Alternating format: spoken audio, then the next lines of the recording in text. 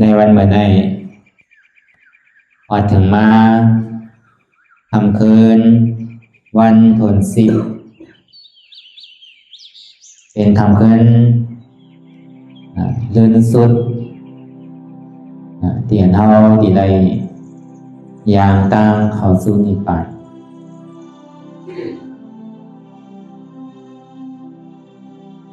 ปีศาสนาพุทธคำพระเปลี่ยนเสาเฮิงเปิงใส่มาวันละอยู่2 เฮง5 ปัก60 เขาวะลักมีปีได้2 เฮงไปปากเศร้าปีก็จะสกเรเอง3 ปัก88 คู่เกมันดาวตู้ข้าวใหม่เดินหกไตลองมาวันละ7 คำเดิน7 เมืองลองมาวันละ6 คำปีคิดวันที่7 เดือนเมษปี2026ในปางสร้างตึงกำตราอนัตตาวิปัสสนาภาวนาหาหันยอดธรรมอนัตตาออกกรรมคน2ปีวัดพระธาตุ2 นาวานแตนวานโดมเมืองลังเมืองเกงตุงเมืองไตบนออกคงในก็เป็นตอนการไปคำขยามนาฬิกา6 โมงไป8 มินิเดี๋ยวก่อนดีสืบยามกว่าต่อถึง8 โมง 8 มินิในข่าวดัง2 นาฬิกา2 ชั่วโมงเต็มในก่อนเขาก็ดีในวันกันสืบข่าวดังพอเป็นเมียวคือเนี่ยก็มันจำพังหันพังเอาพอมือผูกมากก็ขึ้นพังเอาเนาะ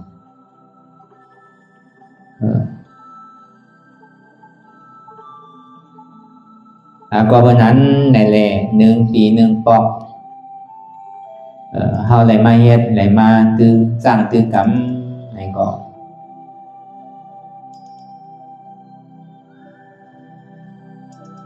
ก็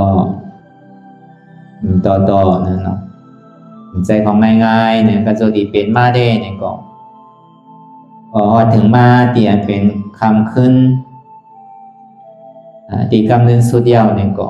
ไหวเสียเอาปอกสายไหวปอกก่อยตั้งหัวตั้งเฮือนเดียวเนี่ยก็เอาเครื่องมือเตียนเขาเลยสั่งสอนกันในหวานสร้างตึกเอาเฮ็ดกว่าพื้นกว่าพอเมื่อไรเนี่ยมีมาทั้งในเกาะหวานกันมาเฮ็ดมาสร้างตึกกำก็เปิดเขาเลยเปิดไว้อยู่ในเมืองไตปอดอกโคงเต้เนี่ยก็มี2 ปีอนัตตาวิปัสสนากรรมฐานน้องเขียววันรวมลอยสะทงวิ่งตะคิเล็กในเกาะจำดีตะคิเล็กในเกาะเมื่อเขาตะคิเล็กก็ไหลเนี่ยในว่า3 เหลือนเนี่ยสังว่าอยู่ในเมืองเก้งถุงในเกาะ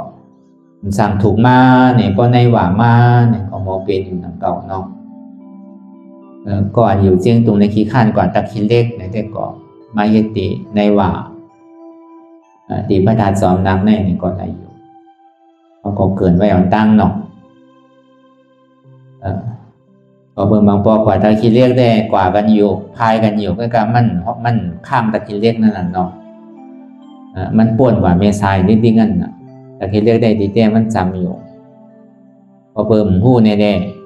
กำนำได้ในเกาะพอเปิดปีน้องเฮาลูกหลานเฮาเนี่ยอยู่เมษายนำพายได้มันดีเป็นพายอยู่ก็การตะคิเล็กเนี่ยมันกำเกะกำนำก้นเก่งตุงเฮาเนี่ยก็อยู่ตะคิเล็กของพวกมีกำนำได้คามก็อยู่เมษายไปนำเพราะว่าในเมืองไตปอดอกเนี่ยก็ที่ใดมันสั่งทุกเนี่ยก็เฮาก็ติดตามสอบถามตัวก็หมายพงเอาไว้อยู่พอถึงมีเตมาเนี่ยก็เขาก็ไปรับสืบหาตัวเนาะมีใจใครมาเข้าโฮมในเข้าหวานเนี่ย3 เหลือนเนี่ยเป็นหลายๆวันเนี่ยก็มา อีเกซื้อมันได้วันศีลเนี่ยมันตึงมากันอยู่นั่นเนาะเดสังเนี่ยเมืองไต้ดังปอดตกห้องว่าปอดจานเนี่ยเมืองไต้ปอดจานเนี่ยก็มีไว้อีกัดกูเจตอนเจเวียงเจ้าตะโรงเจตอนตนตีเนี่ยเป็นเมืองไต้ปอดจานในก็ว่าสามตองกี้สามกัดกูเนี่ยก็เมื่อเหตุกันไรแต่ในทางตีหนึ่งซ้ำเป็นทำป่องวานหน้าเยิงเปิงหน้าสารเจเวียงสี่เสียงนี่ก็สามดองกี้นั่งก็นี่ก็เป็นเมืองไต้ปอจานมันสั่งถูกตีไรก่อกว่า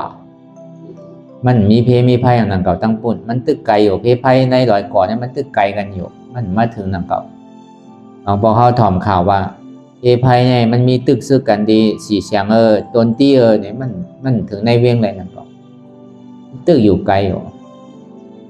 เพราะวันนั้นแต่มันสั่งถูกตีไรในก็เขาก็มีตีเลือกกับเขาว่ามันมีตีเลือกเขาใครเลือกกว่าตั้งไรในคนไรนั่นน่ะเนาะก็วันนั้นในแหละเขามาจ้างตื้อกำพึกตื้อเตียนเขาไหลหูมาในข่าวตังอยู่10 คืน10 วันในวันเหมือนในก็น้ำก็เกะยุ่มย้ำว่าเขาว่าตีหูตีปองหรือพองเนาะเหมือนเขาตึกมันดับพันมีแต่เนาะมันพายในก็กัดตัดตัวนั่นนะเพราะปองเฮินกว่าเวลาพวกไก่เอาซิมไว้ดีๆมันติคิมเมียงมันตัดขาดอะไรหนังเก่ามีดเนี่ยมันติคิมเมียงมันพายไปแล้วอันนี้ก็เขาก็หลุมหมอ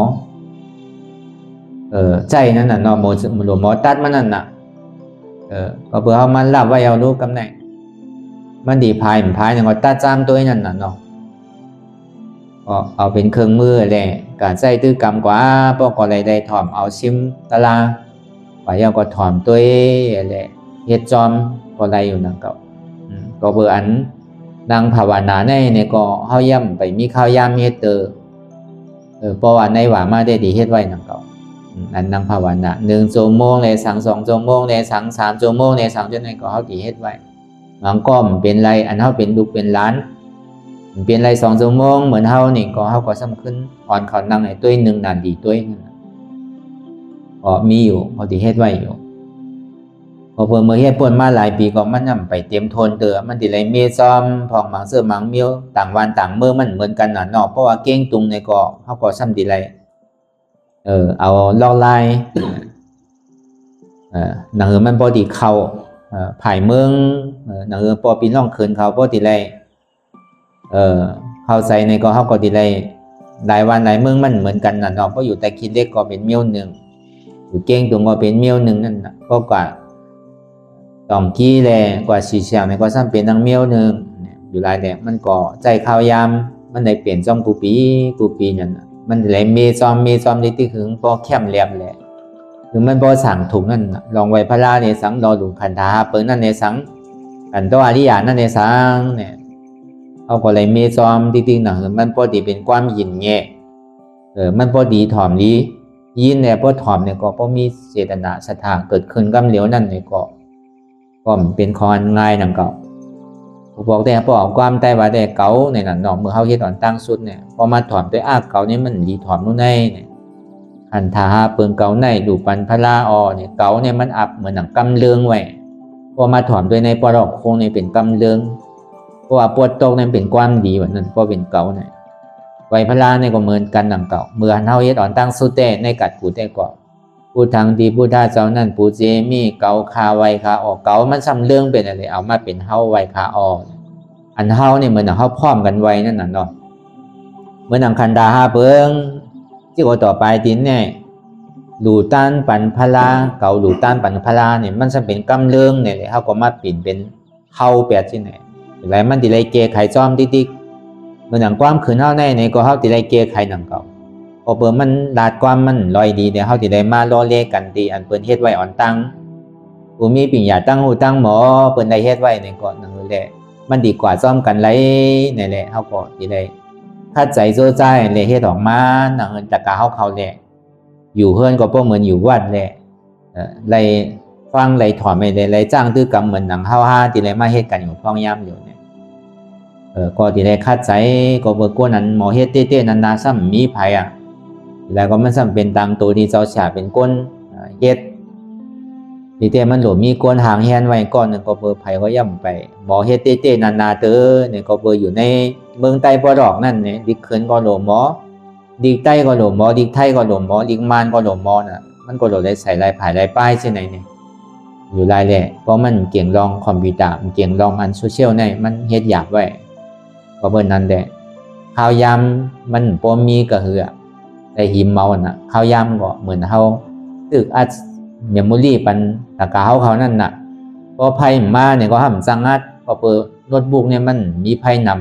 ำพอเขาใจก่อนเนี่ยก็มันติได้ใจข้าวยำ2 ซิมมือเดียวกันเนี่ยใจข้าวยำเนี่ยบอก20 มินิที่ไหนก่อนก็จะติได้2 อันเนี่ยก็เบอร์นั้นในแหละก็เบอร์ใครหลูใครต้านปันตะกาเขาตอบขึ้นกลุ่มเกซูที่ตะกาเขาเลยมาเขาวมสร้างตื้อกำดาลาหันถึงศาสนาพุทธคัมภีร์เป็นเจ้าหักเนื้อศาสนาพุทธคัมภีร์เป็นเจ้าในสังในไรมาหลูต้านซ้อมนั่นในสังก็หึงบ่เป็นอาโจพรดีแต่ตะกาเขาเนี่ยเขาวนที่ไหนเลยเขาว่าเขาเอาเมียมโมดี้อะไรเอากว่าก็เลยหมอความไตก็เอาความไตกับทอมก็เลยหมอความขึ้นนี่ก็เอาความขึ้นกว่าทอมก็เลยหมอความเมืองเหนือนี่ก็เอาความเมืองเหนือกว่าทอมก็เลยหมอความมานนี่ก็เอาความมานกับทอมก็เลยหมอความไทยความโยนนี่ก็เอาความไทยความโยนกว่าทอมมันดีง่ายหรือเสียก็เปิดปั๊บดีกเนี่ยมันตีเฮ็ดออกมา1 ปองเนี่ยมันง่ายเฮ็ดปอง1ก็มันเสียงเป็นแสนก็เบื่อเฮาเฮ็ดในกำนำในห้อมเอาเงินเป็นธรรมะตันน่ะสาโอกปั๊บดีตั้งเสียงเนี่ยมันเป็นธรรมะตันน่ะเสียงตอนย่อเกี่ยวเขาอย่าไปอ่านน่ะพวกใครไรพวกฮู้ลิกสังก็เอาดิกนั่นเมื่อตัวเนาะอันว่างไว้ที่นาวิหารนั่นผงก็มีไว้ที่นั่นน่ะผงพระอนัตตาที่วัดหนองเขียวที่เมื่อพุทธาพระเป็นสาวใดสัพพัญญูต้านหยันเนี่ยเป็นแบบที่นั้นที่พระอนัตตาหนองเขียวตั้งสูงมีอยู่27 ปีนั่นน่ะอันนั้นก็เป็นพระเหลือเสนันมาอันยุ่มยำเกยหลีก็เป็นปเมฆวาสารเนี่ยก็เป็นปูนที่วิสิตาธรรมะก็มีไว้ที่นั่นเหมือนหนังเจ้าเฮานี่ก็มีไว้ที่นั่นอันนั้นเดี๋ยวมันมีไว้ที่นั่นถึง3 มันกำเดียวเนี่ยก็อะไรก็ใครก็เอามือหนอกเมื่อหนังป้าลิงนั่นเนี่ยพอเขาอ่านหู้ก่อนเขาก็เอามือหนอกอย่าไปเอาไว้เขียงพระไล่ไว้มันไล่หนังเก่าหนอกในมันมีเนี่ยเขาเอากากซอผุยตัวเสียเอากามาลองมาไล่เช่นนั้นแหลมหู้อ่านก็มันทุล่าสังนั่นน่ะนอกเฮ็ดแต่ก็เขาเฮ็ดมาเต้ๆนานๆหนังเก่าก็เจอที่เป็นป้าลิงมา1 ป้าวันว่าเนี่ยง่ายๆกระโจดีออกมาเนี่ยกูนั้นถอมตะไลเย่าเลยซ้ำขึ้นปิ่นเป็นความใต้เดือดเสียน้ำส่งกว่าในกรุงเทพไปเลยมาทัดสางตัวอันใดจับถ้าเมาออกพอมันเดือก็เอาออกพอมันยอมก็เอาใส่เทียงซ้ำส่งมาทัดด้วยดีๆว่าจ่องมันแม่น้ำแมนเจ้าตาหน้าซาท่าซ้ำมีหลายก็หนึ่งซ้ำหลูหลายปั๊บตาขันเงินซ้ำกระหือเนี่ยเขาซ้ำได้ใส่กว่าก็ใจข้าวยาม1 อกในใจข้าวยาม2-3 เดือนที่ออกมาเป็น1 อกอยู่หลายตะลาเนี่ยอันเดียนเฮาฮอมาในข่าวตังปี2025ใน26เนี่ยมันออกมาอยู่2 ปาก 60 ปลายหูอันนี้ความใต้มาหลายแก่ความขืนความเมืองเหนือความไทยย่ำไปป้าเถอะอยู่หลายพอดีเฮ็ดปั๊บลิงเนี่ยง่ายๆมันสิเชียงเงินนำน่ะอ่อนตั้งนั่นเมื่อปี2024 23 22 21 21 19 18 17 16เนี่ยถ้ามีดังนำนั่นนะครับอันนั้นก็เขาย่ำเอาออกมาเขาเอาเตียนมันใหม่ๆปี2025หรือ26นั่นพวกรวมกันเสียงในมีเป็น6 ปาก 7 ปากโหพุ่นน่ะตะลาที่ออกมาแล้วก็เขาถ่อมบ่กันนะก็เบิ่นนั้นได้เอาเตียนมันจื้อๆใจเอาเตียนมันเสียงลีปีก็เบิ่งมือกูพอห้อมฮู้นั่นเฮาก็อัดในโยในพงเลยน่ะเสียงมันก็บ่ให้ปีลีก็ในฮู้แหละมันมีอันลำโพงอะไรพอเฮาฮอตะลาเนี่ยก็มันเสียงมันชัดดีปีลีบางบอกตะลาเนี่ยมันตั้งใส่ฮ้อมันซ้ำออกมาบางปอกทำลืมอัดแต่ก็มีคือดีปอกขึ้นมาฮ้อเหมือนเก่าเหมือนเนี่ยก็ดีเซลายอยู่หลายแหละบางปอกตั้งใส่ตั้งข้อเนี่ยก็มันออกมาก็ได้ตี้ไว้ได้เก็บไว้บางปอกตั้งใส่ตั้งข้อเต้ๆอยู่ครับออกมาดีก็มีตะลาเนี่ยก็มันมีมาเป็นปอกเป็นกำหนังเก่าก็เบิ่นนั้นแหละมันเป็นน้ำตอนพรดีเต้ๆนั่นน่ะก็หันถึงเรื่องนั้นเนี่ยบางก็ อันเฮาย่ำไปย่ำโทษย่ำยากันเนี่ยมันก็มีตั้งน้ำบางก็เมื่อปานโควิดแหละเมื่อเจ้าตึกอยู่กัดกูอยู่นั่นบางก็เลยถอมในยูทูบบางก็เลยถอมตีเพจบุ๊กเลยได้ถอมในยินเลยก็ป่องแซงแรงใส่ก็เฮ็ดซ้อมเตียนได้ถอมในยินกว่าเลยบางก็ดีเป็นยอกาตั้งเสียบตั้งไม่แล้วก็ยังหายกว่าก็ตั้งมีตั้งน้ำอันหู้เลยป่องแซงแรงใส่กว่าก็มีตั้งน้ำเนี่ยถึงดีติดตามซ้อมมาว่าอ๋อเจ้าอยู่ที่ไรล่ะเนี่ยถึงดีแล้วมาทบมายากันบางก็เนี่ยได้ถอมมา5-6 ปีไปได้ทบยากันอีกปอกหน้าตากันเป็นคือก็หู้ตั้งเก่งใหม่ก็นำหนักพี่น้องไต้อันอยู่ในเมืองไทยก็เปิ้นมีวาสนาถอมตะล่านำหนักโดยเสียนั่นในก็เมื่อหนังตั้งเมืองซูในก็เขาได้ถอมยินตะล่าสินั้นก็หนังก็ไปเลยทบไรยากกันอีกปอกอันนี้ก็เข้าตั้ง4-5 ปีลุ่มๆถ้าไม่ยากกันในปีไหนแกอันนี้ก็เปิดพรเดียนเท่าไรฮอตะล่าเนี่ยอยู่หลายเนี่ยเป็นสื่อก็ว่าเราเยอะเนาะเจ้าเช้าฮอตะล่ากับก็เมื่อยังตึงมีถาดฮออยู่ก็มันเหมือนดีไรน่ะอันเจ้าเช้าเปิดปังตะล่าเนี่ยบางพอเขาเลยนางตะล่ากว่าเลยถอมกว่าบางก็มันตีงุดงิดอยู่หยาบขึ้นขั้นคานใจอยู่นางเก่าอย่างตะล่าเป้ห้อนำวันน้ำเขาใครอยู่กัดเย็นนะอย่างเสียงเป้อันนี้ก็เขาหันอาโจตั้งนานนั่นน่ะจะเขาก็ว่นไว้ว่าต่อถึงอาซาฮาซิบเนี่ยก็ตีหางเนี่ยเนี่ยแหละมีอะไรก็ตีห่อออกมาเนี่ยทางเฮ็ดจื่อเพราะไว้เสียนั่นเพราะ50เหลือกว่าเย้าเนี่ยก็ติ่มเพราะห่อก็คือเพราะข้อหนึ่งก็ตีห่อหมอก3 ปอกก็พอเดี๋ยวเสียนั่นก็ตีพึ่งหน่อเตี้ยนคือออกมาเลยอ่อนใบพะลายก็เลยเสียนั่นก็เฮาตีห่อตะลาเมื่อวันเปิดเมื่อกลางมาแหนเมื่อเจียตะลานั่นแหนเย้าก็เมื่อปีกก็เย้าก็เปิดมือข้าวย่ำอาซากย่ำไปถึง50เต้นี่ก็ตีคัดใส่ได้เฮ็ดให้มันออกมาน้ำตะลาเนี่ยมันมีน้ำตอนพรดีน่ะก็เปิดก็เลยถอมได้ยินกว่าเพราะมันเข้าใจก่อนเนี่ยมันจมน่ะเจ้าแสบก็จมน่ะก็เปิดเฮายามเฮ็ดยำหามาเนี่ยมันตาดีทมยาเสียสุมาดีเนี่ยตาดีมาตัวมาทิ้งเขาแต่เฮ็ดก็เขานางซ้อมเขานี่มันพันอ่ะมันมีเนี่ยก็เปิดอันเปิ้นมีนั่นน่ะเขาโดดเฮ็ดถึงมันไหลนั่นก็เรียกโกนเฮากูก็นี่ก็ไหลก็ใครป้นทุกข้าอยู่ไรแหละก็เยื่นหยาบเยื่นทุกข้าแหละถึงห่อบางปอกคนนำกว่าอีกนึงก็วางขว้างปันอีกนึงเนาะก็เพื่อเฮาฮู้อันถึงว่ามันติลีตาวันตาเมื่อนะเนี่ยก็เพื่ออัดไว้ในอยู่ทุนนั่นในเฮาใครไรขึ้นเมื่อไรก็เฮาขึ้นเอาขึ้นไหลบางปอกในเพียรเนี่ยมันจังโลภเป็ดบางปอกเฮาใส่ไว้ในคอมพิวเตอร์สอนไว้ใส่ไว้ในเมมโมรี่เนี่ยพวกอายุมันเสียงเนี่ยก็ซ้ำหายเป็ดมันรีเซลายน่ะอยู่แล้วเฮาใส่ไว้ในอยู่ทุนพอหลวมมาเมื่อแล้วกับหลวดออกมาเนี่ยมันจะง่ายก็เบอร์นั้นเนี่ยอันไหนใครบอกเนี่ยลองตั้งเตียนสาวไรปิ้วศาสนามาในข่าวตั้ง10 ปีดุมๆเนี่ยก็ตลาดดังเสียงเนี่ยก็ออกมาอยู่6 ปาก 7 ปากโหไปอันนี้ก็เขาก็ปั่นกันเมื่อปี2025-26ในแกนเนาะพวกใครถ่อมอันนำก็เข้ากับที่อยู่ทุดเอาไว้กับเมียวอันอยู่ทุดอันว่าได้ก็ป้องเงินเสียงกับถ่อมในดีๆเนาะไว้กับป้อมเนี่ยหมุนลี่ได้เนี่ยก็เขามีเขามีเขิงมันเนี่ยก็เขาเสียบก็เขาถ่อมเมื่อไรก็ไรนั่นน่ะเนาะมันดีป่องใส่แดงใส่มาร้อยก็เปิดมันเป็นตลาดเสียจานเนี่ยแหละหันถึงน้ำต้นพรเดียนในแล้วแหละเราเช้าก็ไรเฮ็ดไรอัดไว้แหละได้เฮ็ดได้เก็บไว้แหละคือตะกาเขาพอเลยถอมในยินดีวันเตียนเนี่ยก็เมื่อปีกายเขาก็ใส่ไว้นั่นในปี2025นั่นก็ดีวันเตียนบ่ป้านั่นดีทาจอมนักดีกัดกูดีทำป่องหน้าเยิงดีเวียงตะคีเรียกในว่า3 เดือนยาวกว่าปังตะลายใหญ่ยาวกว่าดีเวียงเมียสายยาวกว่าปี2026ในก็เหมือนกันหนังเก่าป้าจอมในเมียสายป้าจอมเองตะกินเล็กในว่า3 เดือนยาวกว่าปังตะลายใหญ่โดยเสียนั่นตีหน้าเยื่องกัดหน้าเยื่องกว่าป้ากัดกูเนี่ยมันตั้นเฮ็ดมันตั้นเฮ็ดเหมือนมาในก่อนเนี่ยเฮ็ดเดี๋ยวมันตั้นไหลดีกัดกูแต่ปีไหนแต่พอปีดีมากก่อนเขาก็ใส่เหมือนเขาห้อยอยู่มาเหลียวได้ในก็พอปีดีมากก่อนนะเนาะเอาไปมาแจกกันก็เลยถ่อมกว่าก็เบอร์ตะลา1 ปองเนี่ยมันเหมือนกันเนี่ยเอาสภาวะที่มันเป็นอยู่ตามธรรมที่มันเกิดขึ้นเป็นอยู่ที่ได้ห่อซื้อเนี่ยก็มันมีลองตั้งอันทางแห่นไว้นี่แหละเอามันเกิดว่าเป็นว่าเอาย่อกี่เขาที่เกิดว่าเป็นว่าเอาสภาวะที่มันเกิดว่าเป็นว่านั่นน่ะห่อจำเมียวมันที่มันเป็นอยู่นั่นน่ะมันจะได้เป็นตะลาอันเต้ตีตะลาถึงนำถึงโตเต้ป่องแจงแรงใจง่ายเต้มันโดดเฮ็ดถึงมันลึกลำมันโดดเฮ็ดถึงมันเป็นหยาบเอาถึงมันง่ายๆกำเหลียว ก็หันหมากมันก็วิกินกำเดียวมันดีง่ายเนาะก้นเฮามือเหลียวเนี่ยมันด่วนง่ายแค่หนังเก่าอันมันหยาบหนาเนี่ยมันซุกซากหนาเนี่ยมันใครรู้ก็เบื่อเฮาก็เลยตัวโทษมาแล้วเฮาหาลุงน้องเฮาหาไปเสียซุมมาในตั้งแต่อาซัก7 ขวบหาเสียซุมมาเนี่ยก็เบื่อปอก็เป็นก้นหู้ก้นหันก้อนหนึ่งในแหละ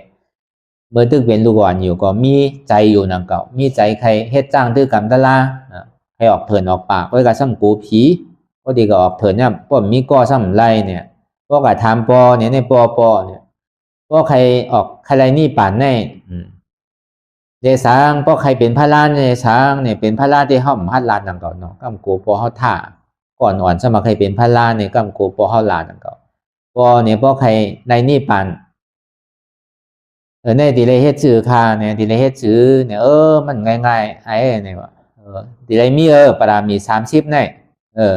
สมาทานใน40เนี่ยว่ามันนำหนารูปปอเนี่ยคอเหลียวเนี่ยมีเนียนมันเนี่ยมันมีเมื่อเนี่ยว่ามันโดนได้มีปรามีเชียงเนี่ยตั้งแต่นั้นมาก็มปอป้าใส่ก็หือก็เฮ็ดกว่าอยู่กว่าเส้นนั้นนั่นน่ะก็ได้พอถึงมาทมยาก็เพื่อเฮาก็ยามหย่องมาหนังเก่าเมื่อเฮาตึกเป็นตัวก่อนเนี่ยหย่องมาตั้งแต่อายุ7-8 ขวบก็เพื่อสังในหย่องในเมื่อกูปองเนี่ยเฮาเมื่อตัวทักษิณเมื่อตัวทักษิณสร้างเนี่ยเมื่อตัวทักษิณวิสันตลากูปองเฮาอยู่วันบ่เฮิรน่ะจาติเป็นคนวันบ่เฮิรนั่นน่ะอยู่ไรกำมึงเหนือก็หมออีนหนังเก่าเนาะหมอเต้หนังเก่ารอเลกันนั่นน่ะต้องกำคืนก็ยังรอเลไตอยู่นั่นน่ะเนาะความไตได้ก็มังปอก็ยังใครรออีดอยู่ใครรอป้ายคืนอยู่อีดอยู่ก็วันนั้นได้แหละเฮาเมื่อตัวทัดสิงเมื่อกูบอกในทัดสิงมีสีมันมีเป็นขาวล้ำแกเพราะอะไรตัวขาวล้ำก็แคบหนาวเพราะกับตัวจาบิสันตละเพราะว่าตัวจาบิสันตละก็มีปีที่ใครเหมือนดังคนมีสันตละเมื่อเฮาตึงเรียกอ่อนนั่นสิ่งที่เรียกเฮ็ดชื่อล่ะใน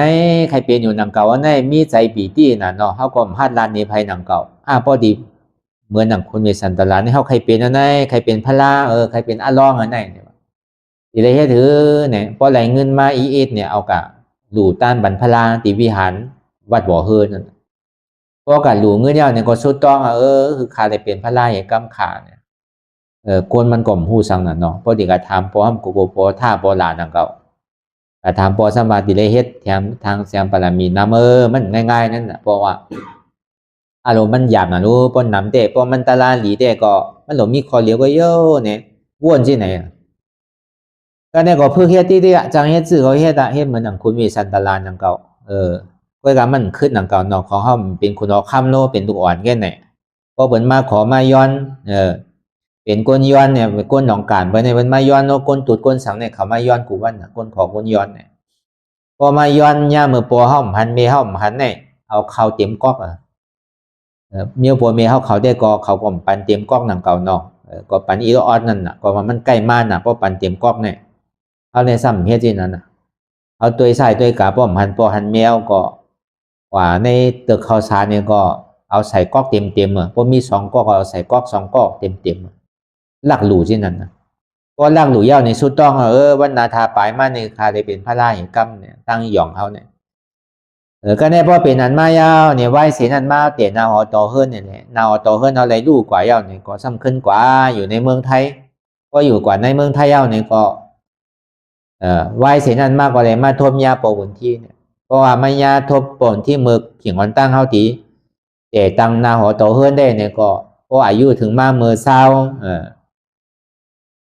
บอกกับเศร้า7-8เนี่ยเขาติดแต่ตั้งนาหอโตเฮิรนในก็กันนอนวัด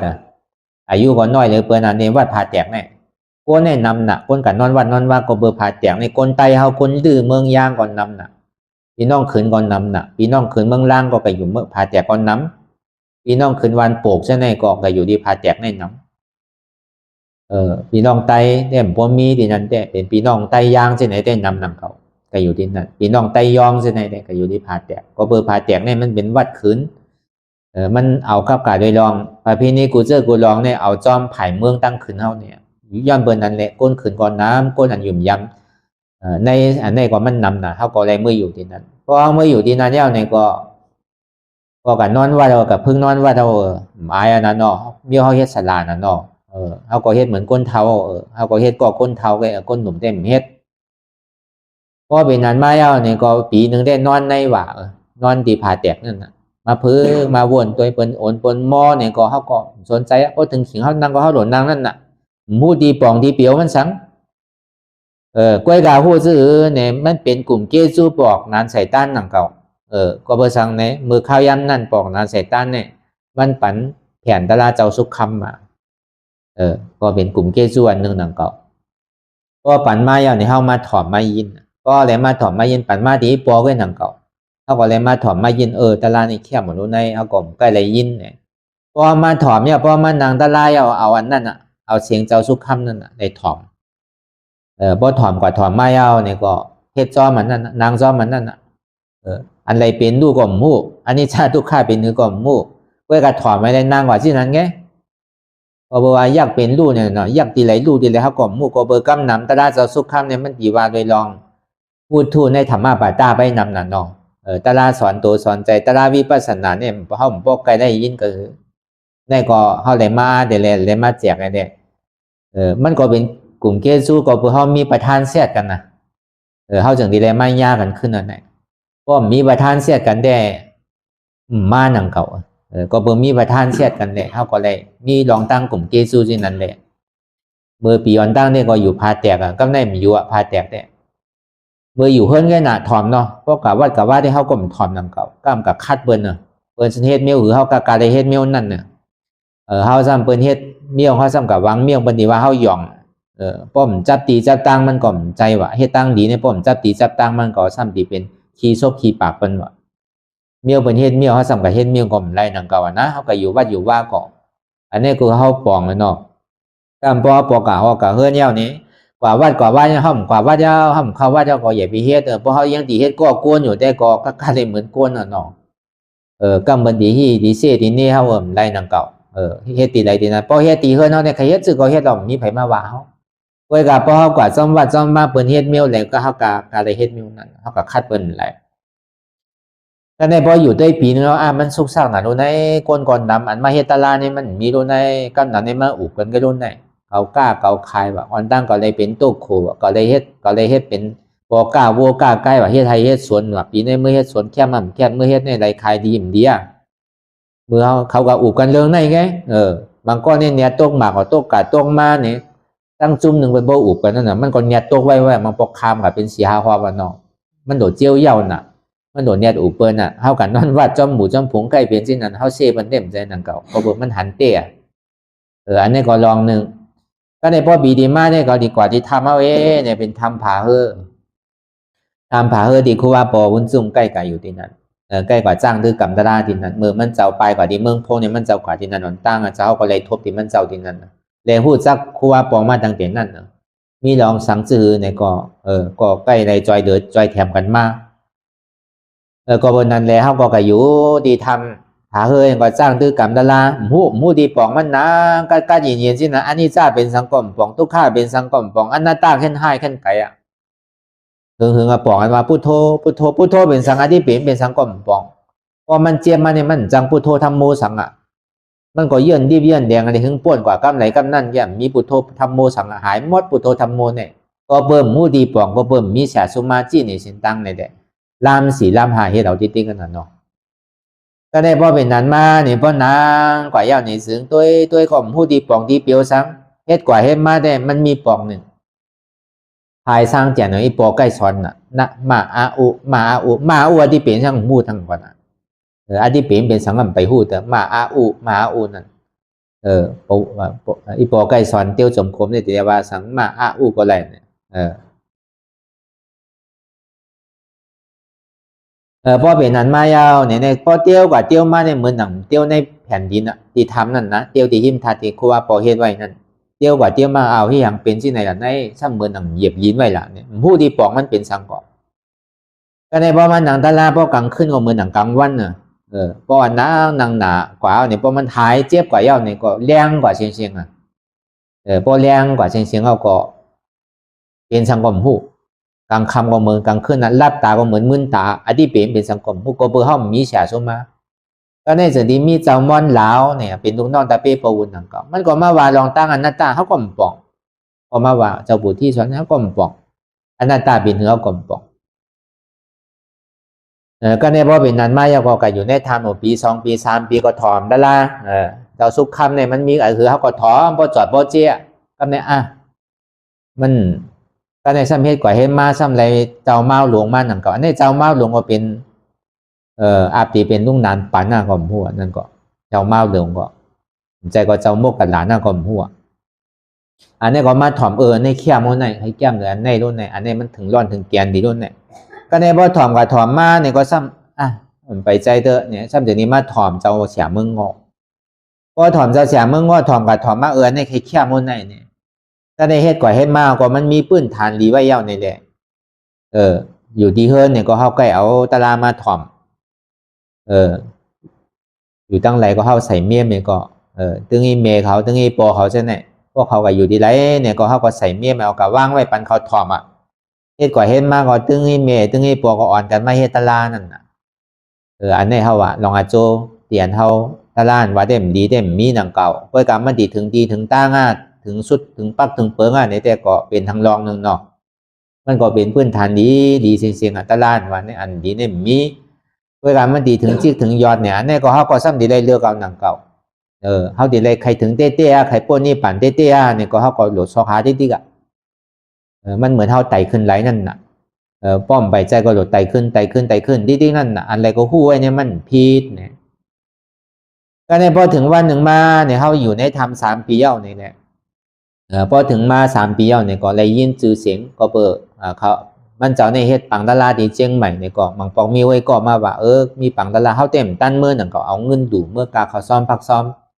ก็หลู่ตั้นเมื่อยาวก็พอถึงวันหนึ่งมาโปอุ่นที่เนี่ยดีมาหลู่ตั้นภาสังการดีจ้องปิดอากาศปังหลงก็มีเป็นเฮงสังขารเนี่ยเอาภาสังการอันดีแค่มาหลู่จนเอาตะกาเขาดู2-3 ปอกจนเอามาเนี่ยก็เลยยินชื่อเสียงเด็กก็ในใต้ก็ซ้ำลูกตีเป็นดีเจอยู่ตีในเก่งใหม่แหละมาเหล่าลาดนี้ว่าเมื่อเดี๋ยวในโปวุนที่ติมาตีกว่าดูตันปิดากาศปังหลวงเนี่ยใครเปิดด้านตลาดเนี่ยมาว่าที่เนี่ยมันไงเปิดตลาดเนี่ยเสียเงินนำไหนมันยาพอไปเฮ็ดไปปุ๊บเฮ็ดก็อะไรเมื่อค่าเขาเฮ็ดได้มีกล่อง2 กล่องเว้ยเนี่ยมันใจเสียเงินโปวุนก็มันใจกัดสอนมาดูเลยคันไหนมันใจไงเนี่ยก็เนี่ยมันก็ว่าโปวุนที่ว่าในการมันเจ้าเย้าเนี่ยว่าเป็นเจ้าอันผู้การเย้าเนี่ยว่าอนัตตาเนี่ยบอกไว้กับปองที่ว่าการเย้าก็เปิดการเย้าในห้องไปได้ยินอีปองนะก้นเขาเกิดมาหลงมีการถึงทาตายเนาะตั้งแต่หูกว้างมาเนี่ยหลงมีการอย่างที่รู้ตายก็ไปเย้าอาการเนี่ยสมการเย้าเนี่ยก็หลีอ้ามได้ใจนี่พึกขึ้นมาคำเดียวพอพึกขึ้นมาอารมณ์ตอนยามยินอีปองการเย้าเนี่ยแต่เนี่ยเป็นเสียชุ่มมากกว่าในก็ในแต่ที่ก็เป็นเสียชุ่มมากกว่าเดี๋ยวก็เตรียมตั้นสินใจเลยเขาปังมาชื่อก็เขาดีอ่านเฮ็ดปังตลาดเนี่ยก็ว่าเช่นนั้นเนี่ยก็อุบโอกันเนี่ยได้ก่อกัน3 ก่อปอก2 วันห้องมาเป็นใต้ก่อกันเงี้ยน่ะเนาะเท่าได้เท่าอยู่ก็การเขาเป็นก้นก่อนเจอเฮ็ดก้นเท่าก้นหนุ่มได้เขาบอกใครเฮ็ดจอมโดยเช่นนั้นเนี่ยก็บอกพ่อกาเนี่ยบอกใจนวลตีวันป่าเหมือนช้อยฉีนั่นเขาจากนี้มาอุบพร้อมกันเนี่ยเขาเปิดปังตลาดเลียเนี่ยก็ดีอยู่ดูก็อ่อนกันเฮ็ดนั่นน่ะพอเฮ็ดมาไปทำมาอ่อนตั้งดีสันไส้นั่นมีเมย์ก็กับเขาปังตลาดมีออกเขาก็เมื่อเขาปังตลาดพอเนี่ยยังตึกเปลี่ยนอยู่ที่เฮือนนั่นน่ะเอาสายเสียบไว้ตึกเยียวอยู่ก็เบอร์นั้นแหละตัวเจ้าเก่าเนี่ยมันจังเฮ็ดตลาดก็เปิ่มมีไผลุ่มล่าปวดเท่าก็เบอร์ปอนี่เปลี่ยนไว้นั่นแหละเพื่อการซ้ำมีไผมาส่งเขาภาคอาทิสันไส้นั่นก็เปิ่ว่าเฮ็ดที่วัดก็สั่งถูกมันแคบนั่นแหละมันแคบมันมีดีเฮ็ดนั่นนะเฮาว่าพอเป็นนั้นก็เฮ็ดที่เอาปามมือนี่แหละเอามาส่งเอาก็ในเจ้าสมเอาปุนพรแต่ที่มาเฮ็ดเบียเวจ้าเนี่ยมาส่งเหมือนตากาเขาวันกันมาเฮ็ดกูวันเนี่ยน่ะเนาะวันกันมาเฮ็ดนั่นน่ะเอาอันนี้มันซ้ำหยาบเลยในทางก่อนทางเก่าเฮ็ดที่เฮือเนี่ยเอามาที่ไหนอันนี้มันนอนไปที่ไหนเหมือนนั้นทางเก่ามีขิงข้าวยามเนี่ยก่อนนั่งไรเกือก่อนนั่งกว่านั่นน่ะหิมนั่งเอาแกอยากว่าเฮ็ดเบียเวจ้าโปบุญเนี่ยลุ่มลาโปบุญนั่นน่ะนาทีจะเฮานั่นก็เฮ็ดที่นั้นมายาวเนี่ยแต่ก็มาสอนในนาง1 ปอก 2 ปอกเช่นไหนก็วันหนึ่งแต่มันนางโหลูเต็มไปยามนางเฮปอกนั่นเนาะมือเขายามนางเต้น1 ชั่วโมงเต้นนางไรหนังเก่าพอ2 ชั่วโมงใครเหลือแสน้ำมูน้ำตาออกมาตั้งไรก็พู กว่าแล้วดีเฮ็ดสื่อก่อนจังเฮ็ดเดียวตะลาอันใดก่อนบ่นไหนก็ได้เพราะเป็นนั้นมาเนี่ยเพราะมันนางยาวเนี่ยก็มันเจ็บกำเดียวมันขานใจขานอกขานใจน่ะ1 ชั่วโมงป่นกว่าได้ต้นได้ขามได้อยู่เพราะมันเหลือชั่วโมงกว่าเนี่ยใครเหลือใจอันเนี่ยน้าเหมือนน้ำไข่ในลูกที่ไหลมากกับหมาหัวย่อยลงมาเป็นมิกลูกใครกูมาโนกำเนี่ยก็ในชั้นต้องปูนว่าเนี่ยอนัตตาว่ะอนัตตาเป็นสังคมไปปองวนว่าอนัตตาที่แค่หนังเก่าใจเก่าอันว่าเนี่ยมันปองมันว่ายังตึกเป็นเก่าเตรียมนั่นเนาะอนัตตาเสียตามใจเก่าเนี่ยก็กล้วยการมันพื้นไงอันดีมันแต่พอมาสร้างตะไลเอาในการตั้งนอกได้เอาดื่มแบบเสียงเอามาใส่ใจเนี่ยเมื่อเฮาไปทบยาปวุนก็ที่นั่นหนังเก่าไปนอนบัดนอนวางก็สังว่าไผเป็นตั้งเฮือนก็เย้าตายก็ปล่อยมันเป็นหือก็เย้าเพราะว่าเก่าไปปรุงศีลเตอก็เบอร์กันนอนเนี่ยกันนอนมือ7 คำ 8 คำก็เก่าคำถึงดีปอกก็กันนอนก่อนนอนวันตุ้มวันศีลจอมอธิษฐานไว้ที่นั่นไผใครตายก็ปล่อยมันตายก่อนไผใครเป็นหือก็ปล่อยมันเป็นก่อนป้อมไปได้ปวดศีลได้ตึ้งปอกเนี่ยมันถึงมีใจที่นั้นไว้ก็เนี่ยพอถึงมาเมื่อมาเหตุการณ์ตลาหน้าตาในข้อมูลนั้นหนังเก่าปล่อยพาว่างอะไรตัวในที่ก็ในวนในใจเอาหนังกำแน่มันสั่งถัวในก็ซ้ำเฮ็ดแกงมันหนังตั้งนาเป็นแน่พวกปอกที่มาเนี่ยพวกก็มานั่งทางได้ก็ดีก็อยู่จอกคนการนั่งที่อันเปิ้นพันนั่นเฮ็ดเนี่ยในใจในปอมาสินั้นก็ไม่ทางใจนึงซ้ำว่ามันใจดงเนี่ยเฮาซ้ำเป็นคนอ่อนหุบโทนาเปิ้นเต้นานเฮาซ้ำก็อยู่จอกอยู่เจียงอะไรซ้ำกัวเต็มใจร้ายมันยาวเป็นหือก็โลกอยู่ในกลางเกเปิ้นตั้งซ้ายก็มีเปิ้นตั้งขวาก็มีเปิ้นตั้งหลังก็มีเปิ้นใครเรียกว่าตั้งไหนดีก็เตอตามเปิ้นตั้งหน้าก็มีคนต้วยไว้นี่แหละเฮ็ดที่ไหนก่อนเนี่ยก็เอาที่นั้นเตกับไหนว่ามันนางปอกทน2ยาวเนี่ยก็รีบแหลงที่นั่นจังเฮ็ดเสื้อเจ็บก็เจ็บมันเป็นหน้าตามใจเก่านี่มันปองสิกล้วยกามันตึกเป็นเก่านั่นเนาะตึกเจ็บเก่าดูเจ็บบ่รู้ใจเก่าก็กล้วยกามันเจ็บตันหือเสียด้านนี่ก็มันพื้นนั่นน่ะอันที่มันดีเนี่ยมันพื้นตายก็เป็นตายใครทบใครยามาหนาวตลาดีปอดที่ไหนได้มันยาวที่ไหนได้ก็มีใจรองตั้งที่นั่นนี่แหละตัวกว่าก็ในพอจำถึง2 นาฬิกาไม่ยาวในก็เหมือนหนังหน้าแม่ทองลงมาตั้งแต่โหถึงตีนทองกำเหลียวกันอันเจี๊ยบเนี่ยหายกว่าตั้งไหนหมดกว่าหมดอารมณ์บอกให้ลูกกาตั้งเปี่ยวตั้งมนเนี่ยอารมณ์ถามว่ามันดีหายกว่ากำเหลียวมอกาเซียนเข็มก่อมหรือเซียนไม้ก่อมหรืออารมณ์ให้ลูกกากำเหลียวก็ในพอถึงยาวมันยื่นแล้วไม่มีเลยเอามาให้บอกนี้ย่อกี่เขานั่นเป็นที่ไหนตลาดเนี่ยพอตัวได้หายเตอเจี๊ยบเนี่ยใครว่าที่ไหนมันยื่นอะไรตั้งเปี่ยวตั้งมนตั้งเซอร์เนี่ยมันเป็นที่ไหนเนี่ยเมื่อจะเขาทบมาก็ในไหวเสนันมาเนี่ยก็เขาก็ซ้ำขึ้นจ้างตลาดนิติกเนี่ยแหละก็ในเด่นนางเอาที่เนี่ยก็กลางมีข้าวยามก่อนนางกลางคืนเนี่ยมันมีข้าวยามหมดตัวเขาก็ปอกมือเฮิร์นได้นะเอาตั้งแต่นาที6 โมงเมื่อเอาที่มันนางได้ก็คือต่างก็กับป้ายไว้กำหนึ่งก่อนเอามันนางก็เบิกปอกให้ตั้งแต่ได้ปอกกับเฮิร์นลูกกับตัวปอกมีพายุนั่นน่ะก็วันนั้นในเลยเอาตั้งแต่นาที6 โมงต่อถึง9 โมง3 ชั่วโมงพอทั้งขึ้นถึงมา4 ชั่วโมงทั้งขึ้นมา5 ชั่วโมงนางต่อถึงเนี่ยเจี๊ยบพอหายหมด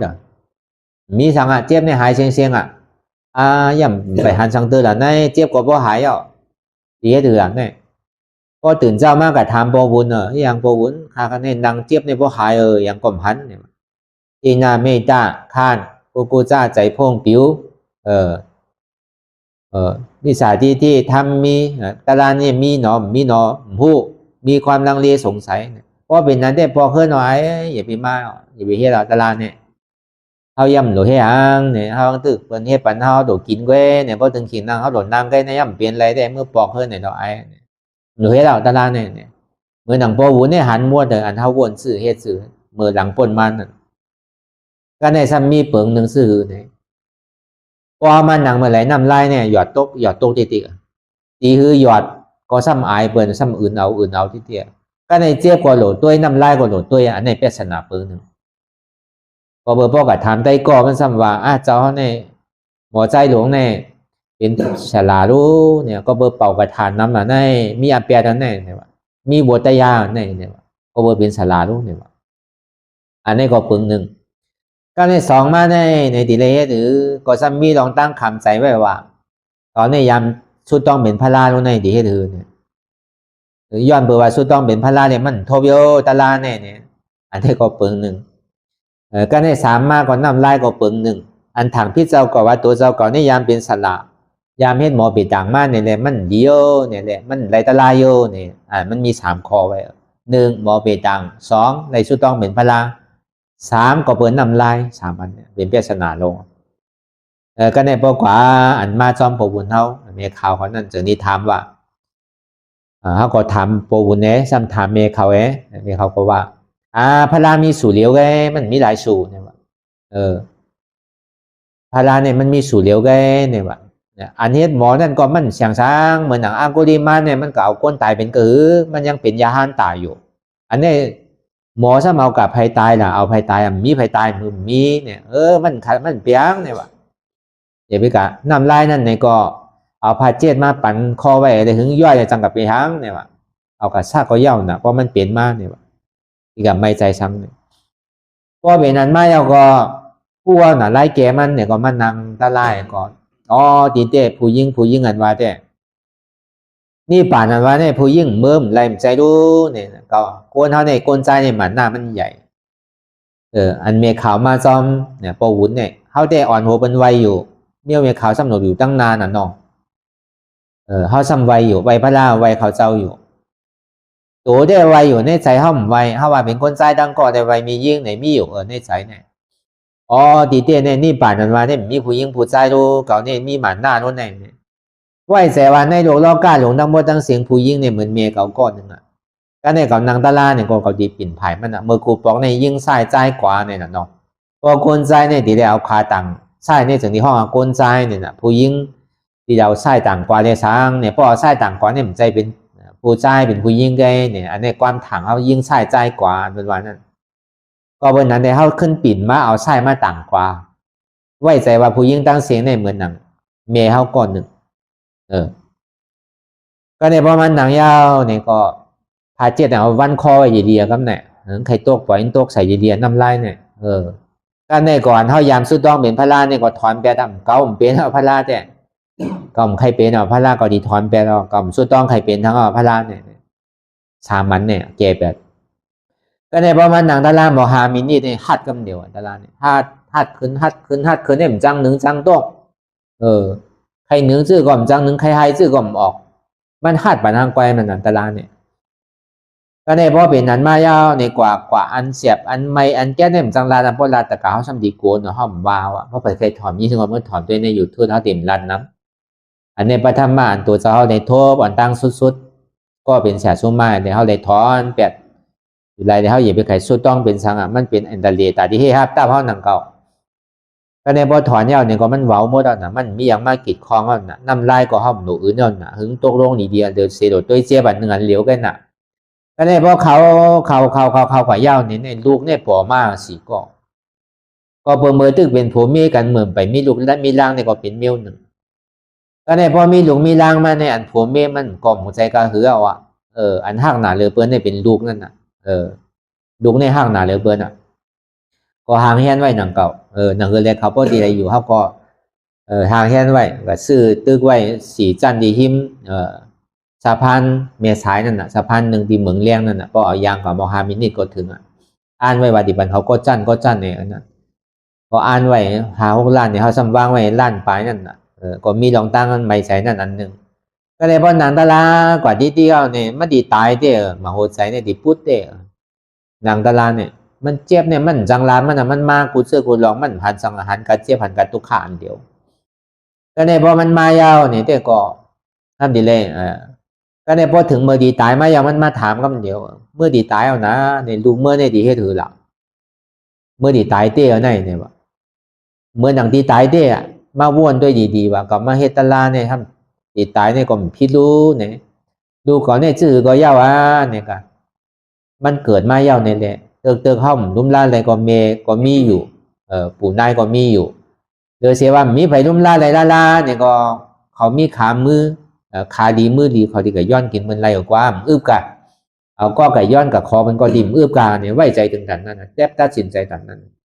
เพราะว่าเตรียมตัดสินใจได้แต่นั่นแล้วเนี่ยก็ใจตัวนั้นขาดไปครับเนี่ยใจหู้ตัวนั้นขาดไปเพราะใจหู้ตัวนั้นขาดไปอันเจ็บอันแก่นี่มันเป็นอยู่ในหายไปอ่ะ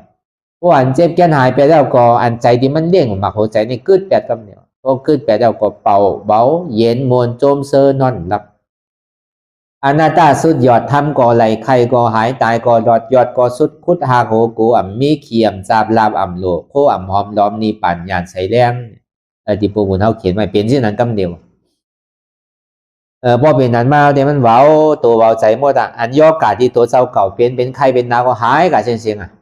เหมือนนั้นทำเป็นวัดทางก้าเป็นไอทางก้าทำนาวใส่ล้มไปทำคืนทางก็เป็นต่างก็ได้ก็ตีปอกว่าติ่มกว่าติ่มเพี้ยว่าตาลาแต่ก้านไปแล้วอ่ะมันเป็นตันนั่นตันเรือก็เพื่อเขาลู่มาเอาเดี๋ยวเขาก็อยู่มันตึงมีตาลาเนี่ยเพราะเฮ็ดแต่เราก็ยามลู่ว่ามันตึงมีมันเนี่ยไว้ใจที่นั่นนะต่อสู้มันที่นั่นก็เป็นนั้นมาก็ในใจนี่มันเหมือนเก่าไปแล้วอ่ะใจก็เก่าอันนิยามเป็นมาในตายไปมุ่งมั่วเราซ้ำขึ้นเกิดมาเป็นใจใหม่ไปเป็นใจใหม่ซื่อเนี่ยเขาว่าเปิงแตกมันมาวนตัวดีๆอันสูงอันมากคนใจเนี่ยมันมีนั่นเนาะพอมีเงินมีคำอะไรเมียที่กันนั่นเนาะมันเป็นธรรมดาของคนใจอันนั้นแต่ตัวรู้บางพอเขากอดเมียเขาอันเปิดทางดีหรือเขาเนี่ยก็ยังตื้อกว่าน่ะเมื่อกูปอกเขาว่าเมื่อตื้อเป็นไปหู้โหหางเดินนั่นมียิ่งก็เหมือนกันบางบอกเพราะผัวมันเล่าหรือเขาก็ใครเงี้ยตัวอยู่มันจังรานนี้กันเก่งกันเนาะเพราะจังรานแต่ยินกันหมดอ่ะก็เบอร์นั้นในแหละพอมาวนตัวแน่เขาจำวนตัวรู้อันก็ยำเป็นแน่เนี่ยพอวนกว่านี้มันกวายดีอ้ำน่ะบอกมาที่เก่าดีมันพอใจเดียนมันมีมันใครทางดีก็คือก็มันกระเซร้ายอันเป็นห้องว่าศีลาวิสุทธิในเป็นอันในก็ในเดี๋ยวนี้ปองแจงเลี้ยงใสมากนะพอเฮ็ดที่นั้นมายาวในข้าวตั้ง2 ชั่วโมงเนี่ยเขากันนั่งดีไหลก็ยาวพอว่างเนี่ยก็มันก็พอห้อมบ้วนเนี่ยก็เย็นกว่าที่อันนี้ก็ปืนมันมีไว้อยู่ในYouTubeเนี่ยอันนั้นก็เมื่อถอมกันเอาเนาะอันนี้เฮาไว้คือเฮาตะกะเขาที่ใดเป็นคนมาจ้างตื้อกรรมตลาดเพราะมีเจตนาอันเข้มดีๆเนี่ยก็ตอนนั้นมาเข้าเป็น11 วันเนี่ยก็จะเฮาก็ตัวโทษมายาวเนี่ยแหละอันใดเขาเต้มี3 วันเงี้ยน่ะเพราะว่าจุนยาวเนี่ยก็เอาก้นหอลวดหอก้ามาต่างตัวยาวเนี่ยก็เจ้าเก่าอันที่พออันที่อยู่ไว้ที่เฮือนั่นเนี่ยก็เอาต่างก็เอาลุงใส่ที่เป็นดุ้งเอามาจางเนี่ยแต่ถึงมาไปก็ก่อยปั่นเงินมันเอาหรอกข้าวตั้ง2-3 วันนี่เป็นเฮือก็ดีมาเฮ็ดตลาดตัวดีๆถาดใจมันแห้งหนาวน่ะเพราะเป็นที่นั้นมาเนี่ยพวกมันลู่หายกว่าเนี่ยอยู่เหนือกลางหาวไว้เบาๆตั้งหลังเป็นเฮือก็มีอันนี้จ้านว่าในเกิดแปดลูกค้าที่มันเป็นอยู่ในเกิดแปดอนาตาเนี่ยก็มันเหตุการณ์มันก็อยู่กับที่นั่นเตียดเย็นสีมีลองตั้งสุกยุงตัวสุกยุงใจมีลองตั้งอันดีไม่วกไม่ใจมันเป็นที่นั่นแปดลองเงินดีมาบ่นก็เติกมันป้อมผ่อนได้เนี่ยก็มันยืดกว่าหรอกล้านไปก็ปล่อยหึงซุ่มกว่าล้านไป2 ล้านนั่นก็มันเสียหลายขึ้นไว้ใจแทบตัดสินเนี่ยอันใดที่มันคลองขำเนี่ยก็หลีกูนังเก่าพอทำให้แทบตัดสินใจเต้เนี่ยก็ทำปอกขึ้นตั้งหลังนังเก่าอันนี้ก็ตัวทบดีเจ้าเขาอะไรทบมาอ่อนตั้งสุดอะไรทบอ่อนตั้งสุดมาเนี่ยมาเราเนี่ยแต่กะเขาคือพ่อเลยถอมได้ยินแหละคือพ่อเลยเป็นแห้งตัวแห้งใสเจ้าแต่ก็เป็นก้นที่จะว่าอะไรมาเฮ็ดเต้เหมือนหนังจุ่มมีอย่างวิจารเขาเลยมีขิงมีข้าวมีย่างเนี่ยมาในมันนางมืออันข้าวย่างตัวเจ้าเก่าเลยเฮ็ดก้อยนี่แหละเพราะว่าสั่งถุงมากกว่ายังจังทบจังย่าอยู่ตลาดวันนั้นเมื่อมันลูกกว่าอันตั้งเนี่ยพวกใครลูกกาพ่อนก้นเนี่ยมันยำหมอรัดหมออุบเนี่ยหมออุบหมอรัดมาดีอ้ามหมอเจ้าเก่าเนี่ยพวกมันใจเจ้าเก่าที่อุบดีลาเนี่ยพวกใครฮัดอุบฮัดรัดก็กับพวกอันลองตัวเจ้าเก่าเกี่ยงให้ดูอุบบนทางเก่าตาเรียกทบก้นนำในแหละคือหมออุบหมอรัดได้หมอพ่อหมอเปียได้ตึ้งหมอล่าตึ้งที่เป็นก้นขี้อายไป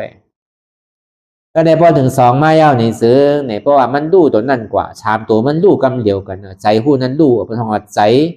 เจตสิกยุคนั่นใจดูเพราะใจดูเอาก็ใจดูหยองเด่มใจนั้นเนาะใจขาดเขาว่าก็เพราะใจดูสั้นทางว่าเป็นก้นหยองใจนั่นก็ใจมันขาดก็เย้าเนี่ยก็เจตสิกเนี่ยปองมาเป็นเวทนามันหายแปดเพราะเวทนาหายแปดนั่นก็ยุคอันที่มาหัวใจเตียนไว้ในตัวนี่ก็กึดแปดพอเกิดแปลก็เหมือนตายอะไรพอขึ้นตื่นมากำเหนียวโจเลียนมือกำเหนียวไว้หนังเก่าพอตายเอาก็ตื่นมาเนี่ยเป็นก้อนใหม่เปิงแปดม้วนเหมือนเก่าอาจ้างเก่าที่เจ้าเก่ามีไว้ก็หายแปดม้วนหายกว่าตั้งไรก็มั่วก็เนี่ยพอเป็นนั้นมาเนี่ยอายาสามันนันว่าได้ก็จังลาดสั่งมาเปิ้นเอาเงินมากองไว้อ่านโอปากล้านเหียงล้านหมื่นล้านแสนล้านเอามาแลกก่อมแลกไร สังว่าคือเขาเป็นเจ้าขุนอยู่ในเมืองได้ในสังอยู่ในเมืองคงกังในชัจวราตั้งโมตั้งเสียงในคือเขาเป็นขุนก็เดียวก่อมแรกแหละตั้งเปี่ยวตั้งหมนนั่นนะอายาสามิวนั่นเนี่ยจังมีตีเปิดแจกเนื้อมันไหลตั้งเปี่ยวตั้งหมนนั่น